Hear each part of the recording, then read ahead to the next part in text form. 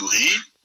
Nous allons parler de l'Ituri parce que, voilà, nous avons cette épidémie qui nous frappe, cette épidémie d'Ebola, mais ça n'est pas sa première épidémie d'Ebola. Déjà en 2019, nous avions encore cette épidémie, mais seulement aujourd'hui, c'est dans un contexte différent. Alors, c'est quel contexte aujourd'hui? Le contexte est que aujourd'hui, l'Ituri subit des violences avec la présence des groupes armés, et avec comme conséquence plus ou moins 61 sites de déplacés qui contiennent 970 000 déplacés.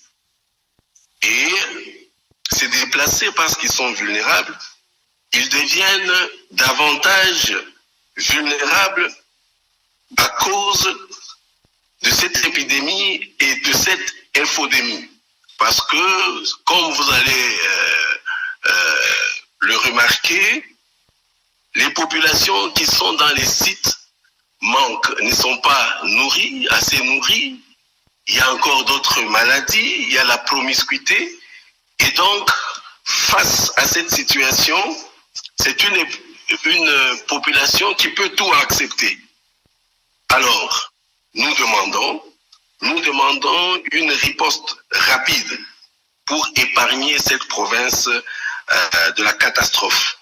Ainsi, nous avons des défis que je vais articuler peut-être en 3 ou en 4. Le premier défi, comme c'est une guerre, une autre guerre, et comme dans toute guerre, vous savez, c'est d'abord l'installation. Et cette installation, elle va du personnel qualifié au matériel et aux intrants.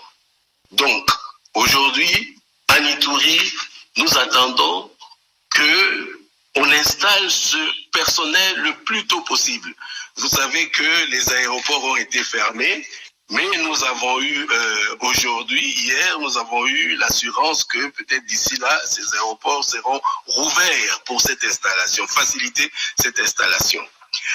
Et nous avons aussi, par ailleurs, un problème de sécurité.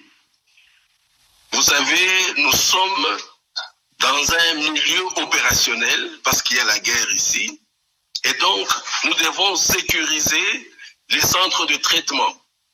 Je suis sûr que vous avez été au courant de ce qui s'est passé à Mongwalu et à Rwampara, où on s'est attaqué